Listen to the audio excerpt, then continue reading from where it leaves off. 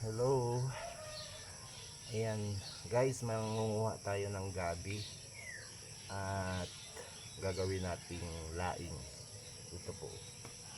Ayan, ang dami ditong gabi. Ayan, sabi nga nila pag may itinanim, may aanihin. Ito, kukuha tayo pang gagawin nating laing. Ayan. Kukunin ko yung magaganda.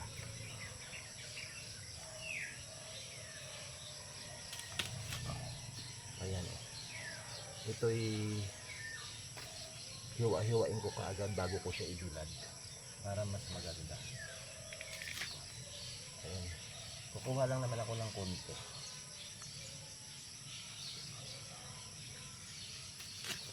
Ayan, oh.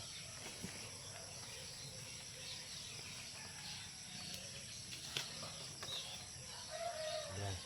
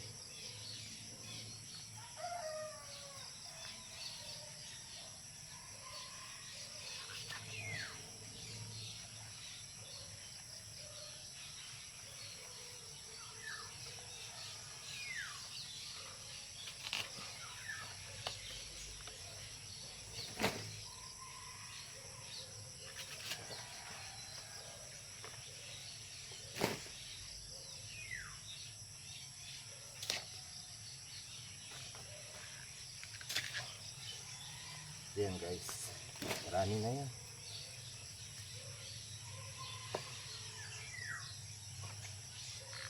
Kunti lang naman kami kumain. So ayan. Yan, guys, yan, diba? Kasarap itong gabi. Sabi nga nila pag may gulay, long life. Kaya ito nanguha tayo, gagawin natin itong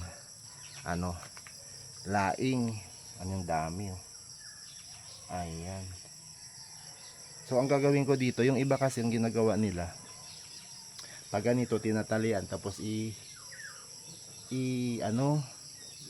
ibibilad sa araw, no, di ba? Yung iba naman hindi na nga binibilad, diretso luto na. Pagkatanggal doon sa puno, bilad na agad. So akain na agad, lulutuin na agad.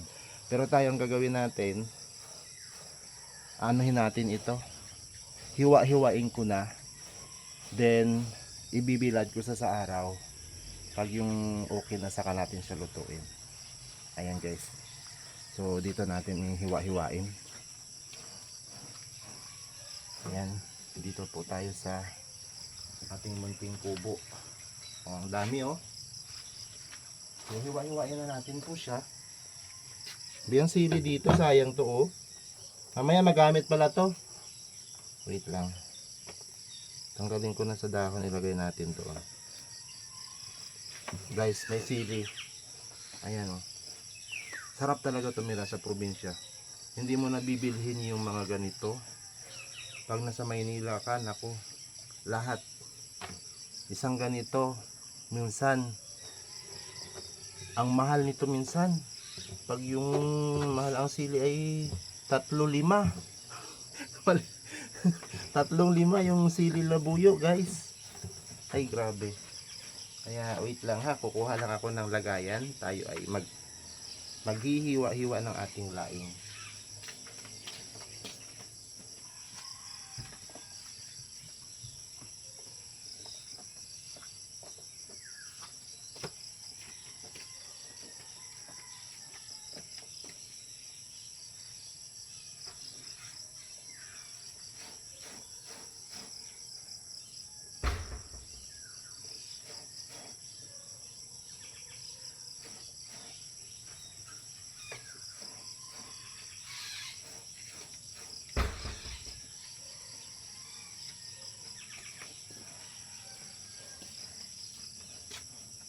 So ayan guys, dito natin ilalagay yung ating nahiwa-hiwa. Ayan. Maganda siguro gunting ang gamitin ko. Gunting ang gamitin.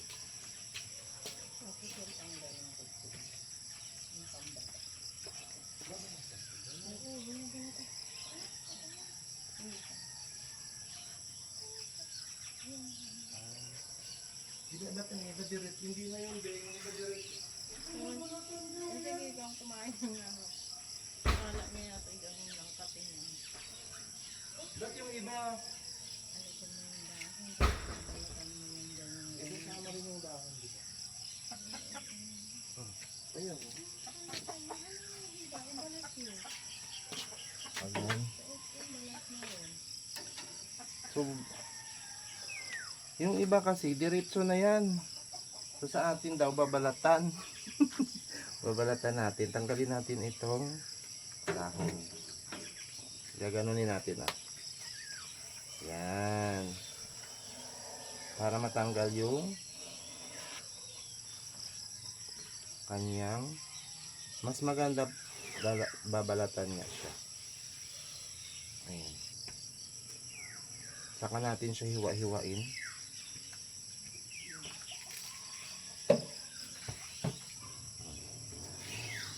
Ayan.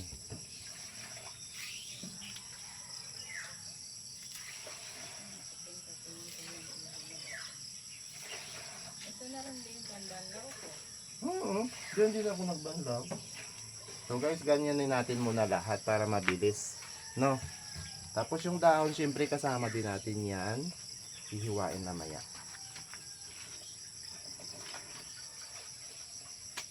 So ganyan lang guys. Sa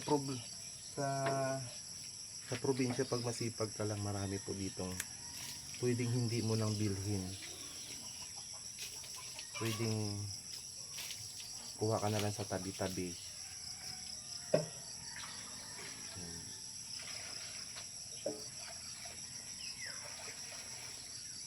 Kumakain ba kayo nito mga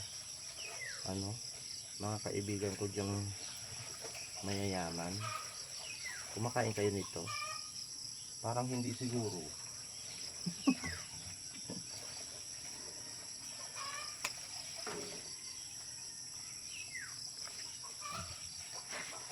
Abay, madagta pala. Ang kamay ko. Lupitan mo din. Hindi din, kailangan mo rin mag-ano eh. Pilihan ko yung ano ko din eh. Para hindi maano madagdag. Oo nga. Ito ganito. O yan o. Gaganyan na natin guys. Tanggalin natin yung pinakaano niya. Kabalat.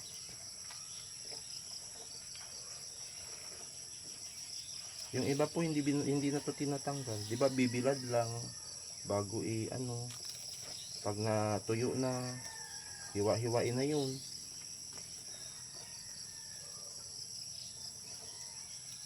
Yun na, pwede na. Kainin na agad.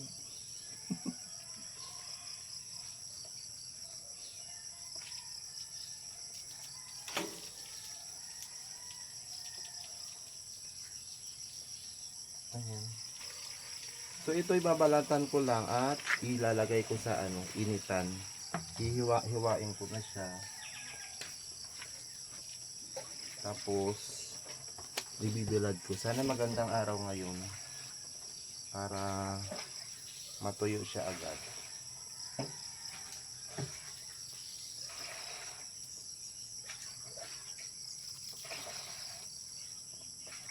Yan yun guys, huwag niyong kalimutan i-subscribe ang ating YouTube channel. Ayan, Rodion Bella TV Vlogs po. Huwag kalimutan. Thank you po. Subscribe nyo naman. Ha?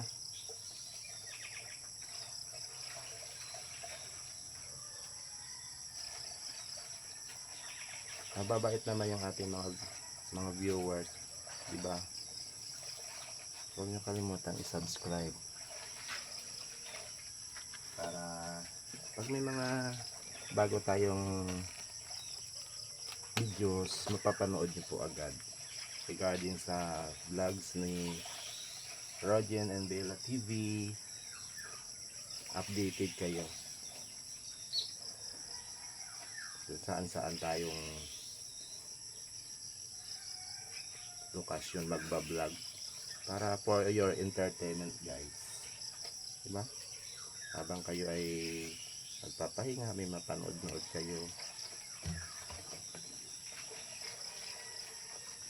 Konti lang gagawin namin, konti lang yung aking gagawin kasi kami lang naman kakain.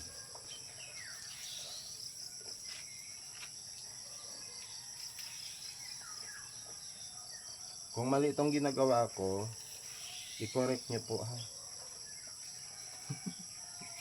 Malay nyo mas may magandang proseso at mas masarap po siya. So, okay lang yun. Comment below pag meron kayong gustong sabihin, i-correct. Yun, guys. Alam nyo ba, masarap pang sahog dito? Anyway, pwede seafoods. Alimasag, hipon, or what. Ito lalo, oh. Nakita nyo to, nakasabit dito. Ayan, oh. Mayroong dilis, daing. Oh, binili namin yung sa palengke kahapon. So, ganyan lang po. Pag may mga gulay-gulay kayo, pwede na to pang sahog. Diba? Ang sarap mabuhay sa probinsya, guys. Halina kayo sa probinsya. Masarap dito.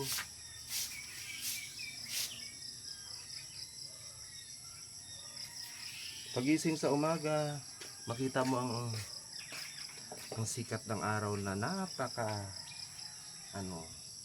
napakaganda, tahimik. Ayan. So, pag tingin-tingin mo ang ganyan, may isip mo agad, ano kaya ang gugulayin ko? Lalo na pag marami kang tanim-tanim, nakakaaliw sa umaga. So, ganyan po siya. Ang sarap nito. Nako. Walang hindi masarap sa akin. Ano? Sa mga hindi kumakain nito, subukan nyo. Ay, mapapaulit-ulit kayo. Guys, so may nakuha kaming may nagpagamas ako kahapon. Mayroon po nakuhang itlog ng ibon. Ayan. Para na, mas malaki pa sa itlog ng pugo. Oh. Mas malaki pa sa itlog ng pugo. Malaking ibon ito. Nagpagamas ako dun sa harapan. Nakita nitong yun. Kapatid ni Mrs. Nakita niya ito. Oo, sa mga talahib. Ang lalaki, oh. Kunti na lang diferensya sa itlog ng manok. Hindi ko po alam kung anong ibon po yan, ha. Pero I'm sure malaking ibon din po yan.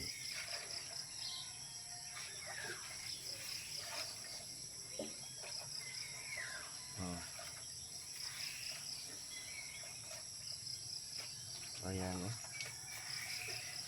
Ang sarap balatan. Guys, ang sarap niya balatan.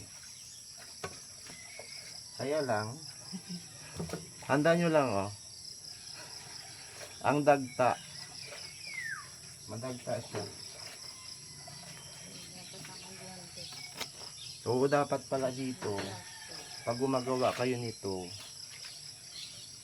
medyo maselan po kayo. Kailangan may guwantes kayo. Ayan, para mas hindi na kayo maghuhugas ng kamay after nyo maglinis nito.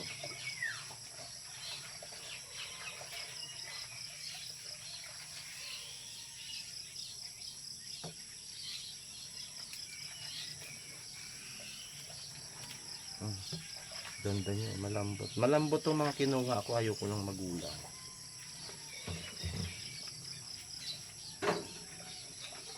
Mas maganda ito.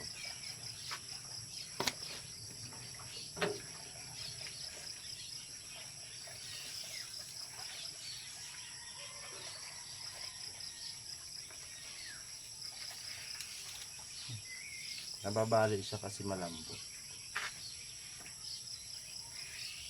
Pero mas masarap ito kasi malambot.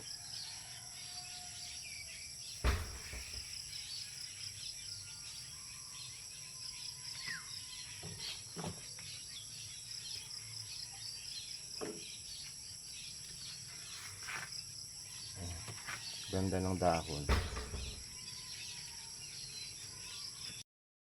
So ayan guys, tapos na tayo magbalat. So itong mga pinagbalatan na ito, ilalagay natin sa mga puno ng halaman. Ito ay pampataba. Oo, pampataba po ito. So gagawin natin, ilagay natin dito sa puno ng halaman natin yung malunggay. Ito oh. Yan. Lumalaki na rin yung malunggay to. Yan. Ayan siya oh. Lumalaki na rin siya. Sa mga ilang buwan na lang ito, pwede na itong magugulayan. So yung mga ganyan guys ang gawin nyo pag yung may mga basura kayo na hindi naman yung nadudurog, nabubulok. Gawin nyo, ilagay nyo po sa mga halaman ninyo. Kasi pangpataba din po yun. Yes, pangpataba yun. So ito na po siya guys, nabalatan na po natin. Ayun na siya. Yan. So ang gagawin naman natin ngayon, hiwa-hiwain po natin. No, hiwa-hiwain po natin ng mas maliliit. Ayan, mas maliliit na hiwa. Para po ay para ay maibilad na po natin. So ayun siya. Ano yan? Ibon lang yan. Ayan oh. So hiwa-hiwain natin siya ng ganyan. Ayan. Diba? Ganyan lang siya. Ang sarap. Hindi pa naluluto, nagtatakam-takam na ako. Gusto ko may medyo mahaba-haba para pag niluluto siya, hindi yung masyadong durog na durog. Mas maganda yung may nangunguya pa rin kayo pag kinakain nyo na siya. Yung may matigas-tigas pa rin siya ba? Diba? Mas maganda yung ganon. Ayan.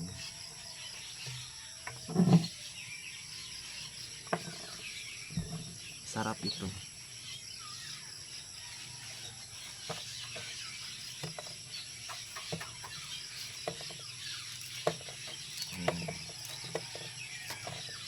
Ganito rin ba kayo magluto?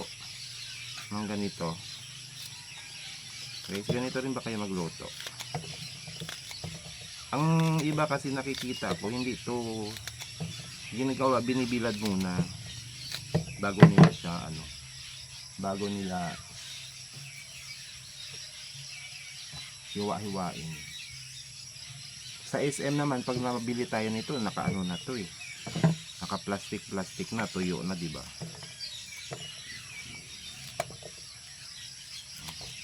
Ganyan siya.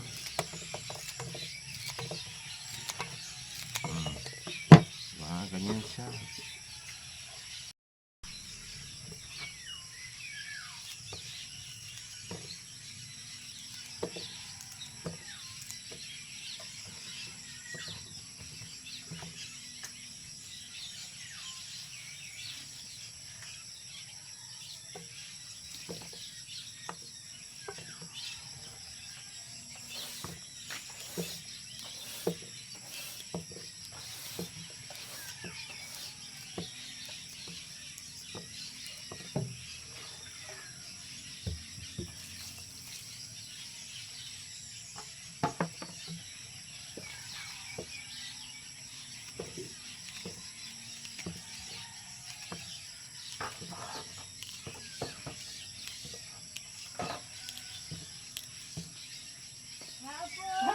Nagulat naman ako.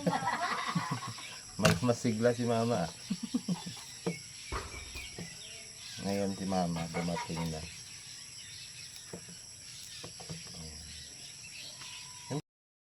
So guys, ito na po yung ating laing. Ibinilad ko na po siya dito sa ibabaw ng tamang-tama. May yero po tayo dito. Asaya, ayan. Ayan. Ayan, magsigurado maghapon ito. Tuyo na po ito. So ayan. Ang dami nito guys. Tamang-tama sa amin lang ito. So pag ito ay niluto na natin, maganda dito ilagay seafoods, kalimasag o di kaya hipon. Ayan. So pagkatapos natin siyang tanggalin doon sa puno, pinalatan natin isa-isa. Ito. Tapos hiniwa-hiwa natin. Ayan.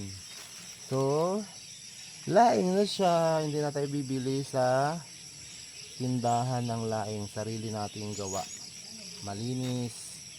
Ayan, sariwa natin siyang tinanggal doon sa kanyang puno. So, guys, thank you for watching. Ayan, salamat sa mga nanood.